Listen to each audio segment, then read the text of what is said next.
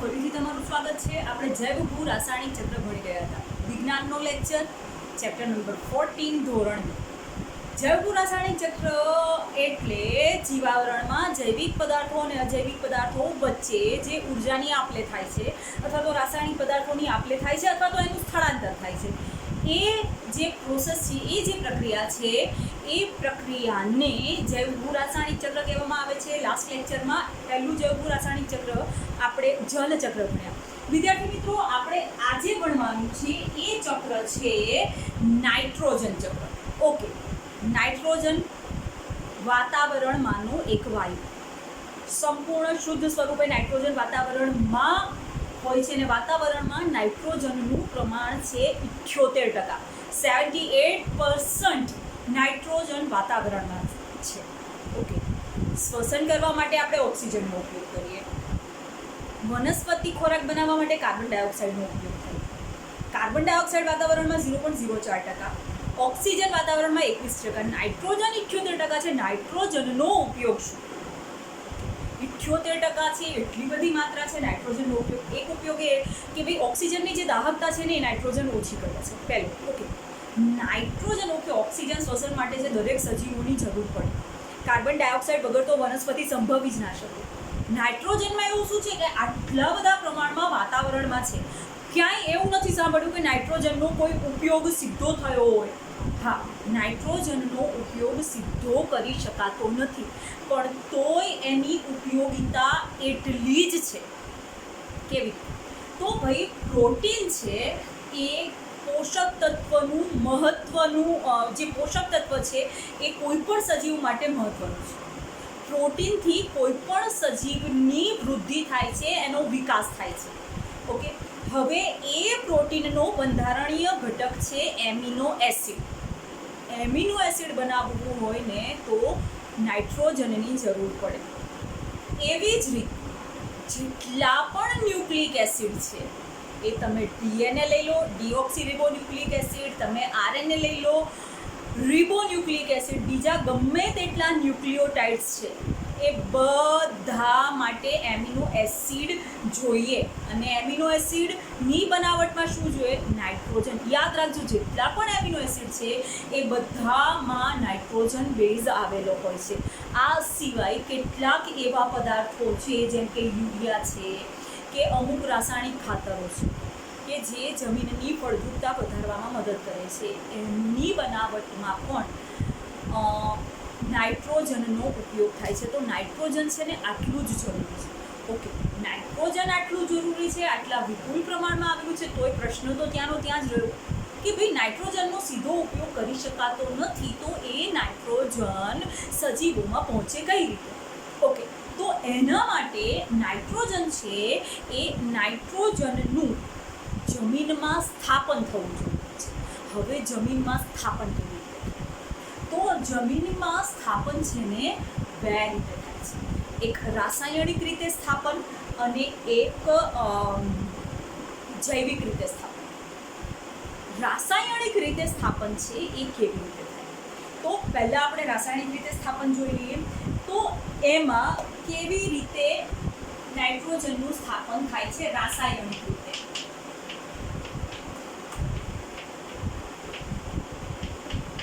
નાઇટ્રોજનનું સ્થાપન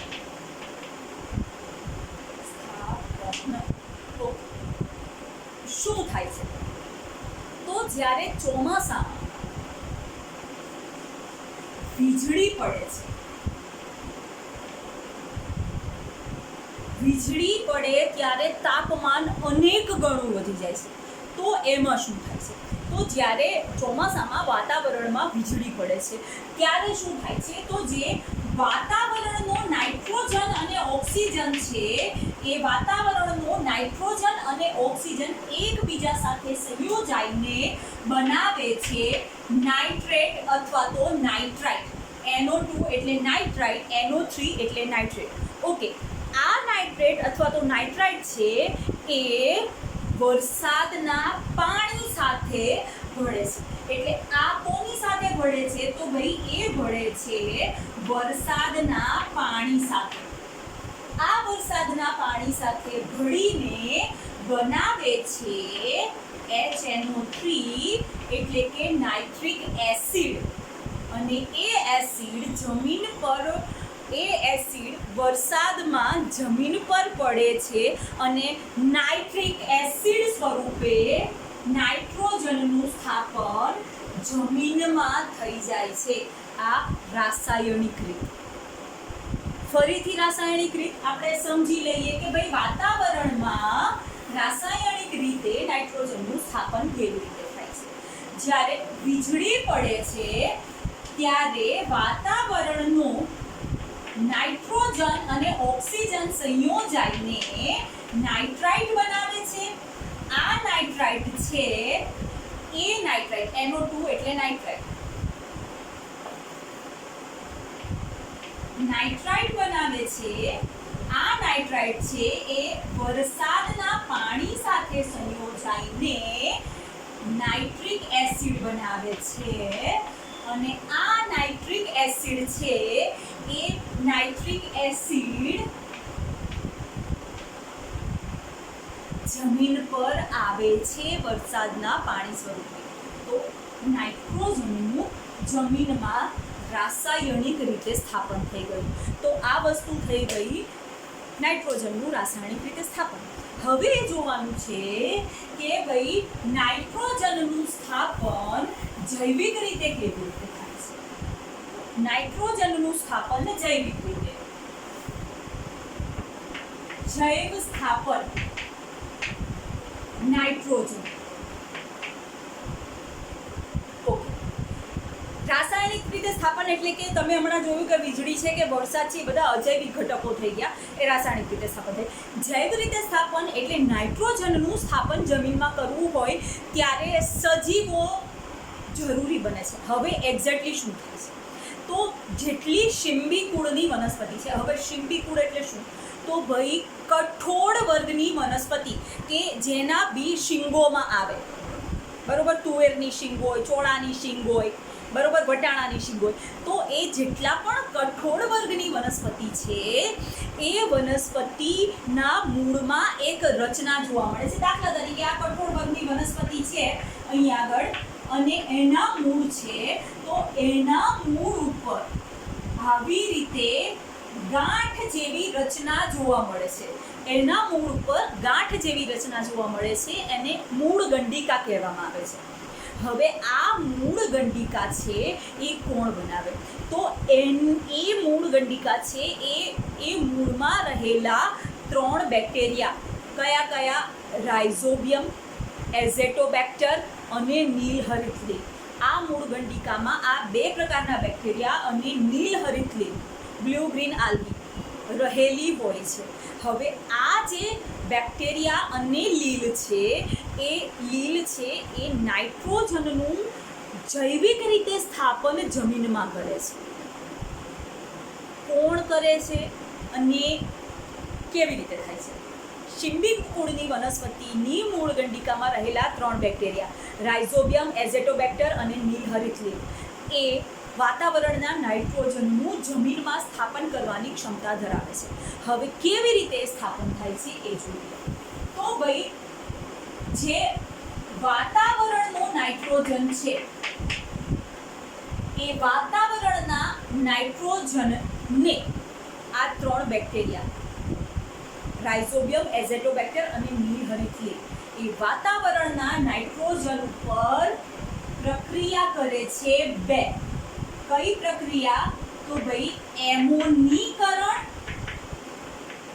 અને નાઇટ્રીકરણ. 2 રાસાયણિક પ્રક્રિયા થઈ. એમોનીકરણ અને નાઇટ્રીકરણ.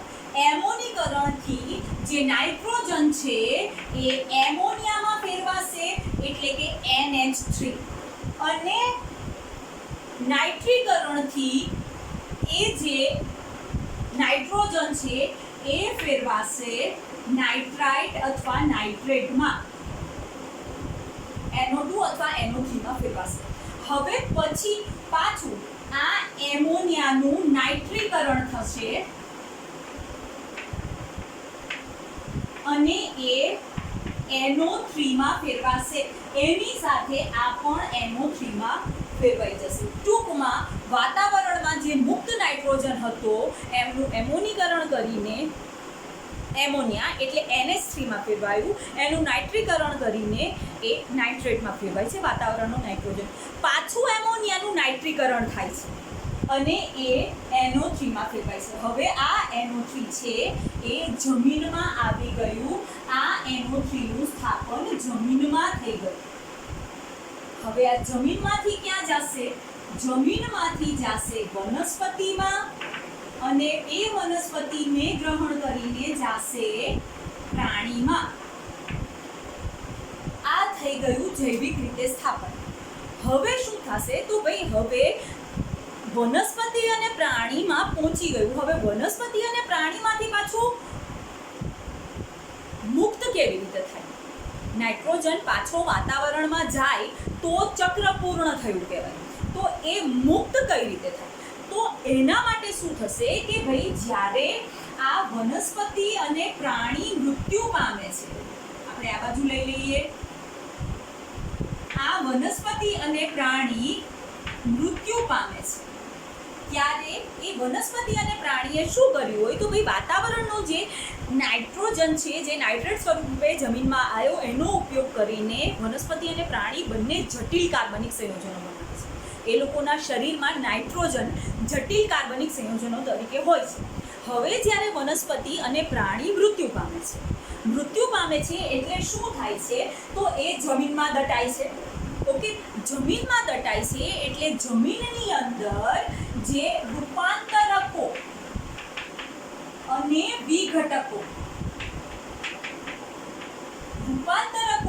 વિઘટકો રહેલા હોય છે, એ રૂપાંતરકો અને વિઘટકો છે એ જટિલ કાર્બનિક સંયોજનો કે જેમાં નાઇટ્રોજન રહેલું હોય છે એને સરળ કાર્બનિક સંયોજનમાં ફેરવી નાખે છે.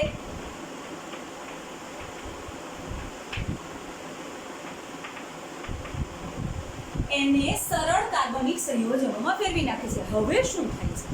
તો હવે એ સરળ કાર્બનિક સંયોજનો બન્યા એટલે એ પાછું NH3 કે NO3 એમોનિયા કે નાઇટ્રેટના સ્વરૂપમાં આવી જાય છે. હવે જમીનમાં અને વાતાવરણમાં એક ખાસ પ્રકારના બેક્ટેરિયા રહેલા હોય છે જેને કહેવામાં આવે છે સ્યુડોમોનાસ. આ બેક્ટેરિયા છે એ બેક્ટેરિયા આ સરળ કાર્બનિક પદાર્થ પર પ્રક્રિયા કરે છે. એ પ્રક્રિયાનું નામ છે ડિનાઇટ્રિફિકેશન. પ્રક્રિયા કરે છે અહીં આગળ સરળ કાર્બનિક પદાર્થ ઉપર. કયા બેક્ટેરિયા? તો ભાઈ સ્યુડોમોનાસ. અને શું કરે છે? તો એ સ્યુડોમોનાસ છે એ સ્યુડોમોનાસ એ NO2 એ NO3 ને તોડે છે અને વાતાવરણમાં નાઇટ્રોજન અને ઓક્સિજન મુક્ત કરી દે છે. તો આ રીતે જૈવિક સ્થાપન થઈ ગયું નાઇટ્રોજન. રાસાયણિક પ્રક્રિયામાં પણ એ જ થાય છે. જ્યારે NO3 સ્વરૂપે વરસાદના પાણી સાથે જે HNO3 છે, નાઇટ્રિક એસિડ છે, એ જમીનમાં ભળે છે, એમાંથી વનસ્પતિમાં જાય છે, વનસ્પતિમાંથી પ્રાણીમાં જાય છે. જૈવિક સ્થાપનમાં શું થાય છે કે વાતાવરણના નાઇટ્રોજનનું શિંબી કુળની મૂળ ગંડિકામાં રહેલા બેક્ટેરિયા રાઇઝોબિયમ, એઝોટોબેક્ટર અને નીલહરિત એ એનું એમોનીકરણ કરી એમોનિયા બનાવે છે અને નાઇટ્રીકરણ કરીને નાઇટ્રાઇટ અથવા નાઇટ્રેટ બનાવે છે. પાછું એમોનિયાનું નાઇટ્રીકરણ થાય છે ને એ પણ નાઇટ્રેટમાં ફેરવાય છે. એટલે બે નાઇટ્રેટ ભેગા થયા એ જમીનમાં જાય છે મૂળ ગંડિકા દ્વારા. બરોબર છે? હવે એ જમીનમાંથી વનસ્પતિમાં ગયા, વનસ્પતિમાંથી પ્રાણીમાં ગયા. રાસાયણિક પ્રક્રિયાથી HNO3 જમીનમાં ગયો, જમીનમાંથી વનસ્પતિ અને વનસ્પતિમાંથી પ્રાણીમાં ગયો. આ વસ્તુ થઈ ગઈ નાઇટ્રોજનનું સ્થાપન. હવે જ્યારે બંને પછી આગળની જે પ્રક્રિયા છે કે ભાઈ વાતાવરણમાં નાઇટ્રોજન મુક્ત કરવાનો છે, એ પ્રક્રિયા ક્યારે શક્ય બને છે? જ્યારે વનસ્પતિ અને પ્રાણી મરી જાય છે અને જમીનમાં દટાય છે. શું થાય છે, તો જમીનમાં અનેક પ્રકારના બેક્ટેરિયા રહેલા હોય છે, જુદા જુદા પ્રકારના ક્લોસ્ટ્રીડિયમ સ્પીસીસ છે, જાતિના બેક્ટેરિયા છે, અમુક ઘણા બધા એવા બેક્ટેરિયા છે. એ લોકો શું કામ કરે છે? એ લોકો કામ કરે છે કોઈ પણ વનસ્પતિ કે પ્રાણીના શરીરને સડાવવાના કામમાં શું કરે છે? તો ભાઈ જમીનમાંથી જ્યારે વનસ્પતિએ પોતાનો ખોરાક બનાવ્યો હોય છે એમાં નાઇટ્રોજનનો ઉપયોગ કરે છે અને એ જટિલ કાર્બનિક પદાર્થ બનાવે છે. એવી જ રીતે એ વનસ્પતિને ખાય છે કોણ? પ્રાણી. એ પ્રાણીએ પણ વનસ્પતિમાંથી જટિલ કાર્બનિક પદાર્થ મેળવ્યા હોય છે જેમાં નાઇટ્રોજન હોય છે. હવે આ બંને જ્યારે જમીનમાં દટાય છે ત્યારે આ રૂપાંતરકો અને વિઘટકો એ જટિલ કાર્બનિક પદાર્થો હોય છે ને એને સરળ કાર્બનિક પદાર્થોમાં ફેરવી નાખે છે. એટલે સરળ કાર્બનિક પદાર્થો નાઇટ્રોજનયુક્ત કયા બને છે? પાછા NO2 અને NO3 બને છે. હવે સરળ કાર્બનિક પદાર્થો ઉપર એક રાસાયણિક પ્રક્રિયા થાય છે જેમાં નાઇટ્રોજન અને ઓક્સિજન બંને છૂટા પડીને વાતાવરણમાં પાછા જતા રહે છે. એ નાઇટ્રોજન અને ઓક્સિજન છૂટા કઈ પ્રક્રિયા દ્વારા પડે છે? એ પ્રક્રિયા છે ડિનાઇટ્રિફિકેશનની પ્રક્રિયા. એ ડિનાઇટ્રિફિકેશનની પ્રક્રિયા કોણ કરે છે? સ્યુડોમોનાસ નામના બેક્ટેરિયા કરે છે.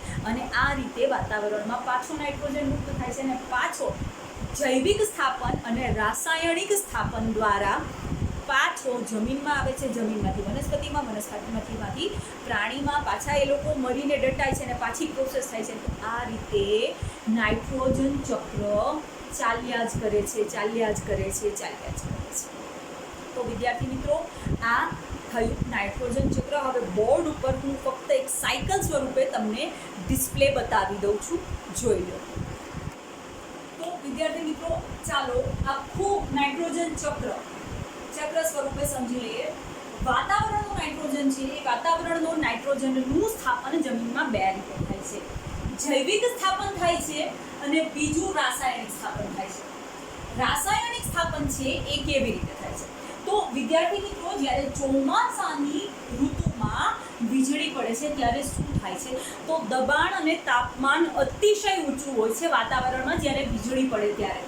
એ પરિસ્થિતિની અંદર વાતાવરણમાં જે નાઇટ્રોજન અને ઓક્સિજન છે એ વીજળીના લીધે સંયોજાય છે અને એ સંયોજાઈને નાઇટ્રેટ અથવા નાઇટ્રાઇટ બનાવે છે. NO2 નાઇટ્રેટ ને NO3 નાઇટ્રેટ.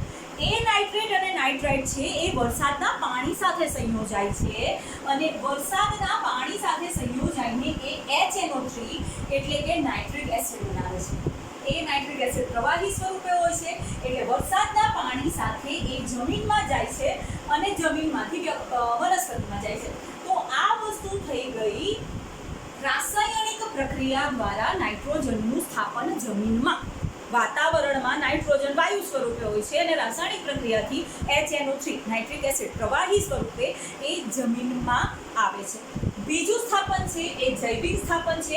જૈવિક સ્થાપન કોણ કરે? તો ભાઈ જૈવિક ઘટકો કરે. કયા એ જૈવિક ઘટકો હોય છે? તો શિંબીકુળ એટલે કઠોળ વર્ગની વનસ્પતિની મૂળ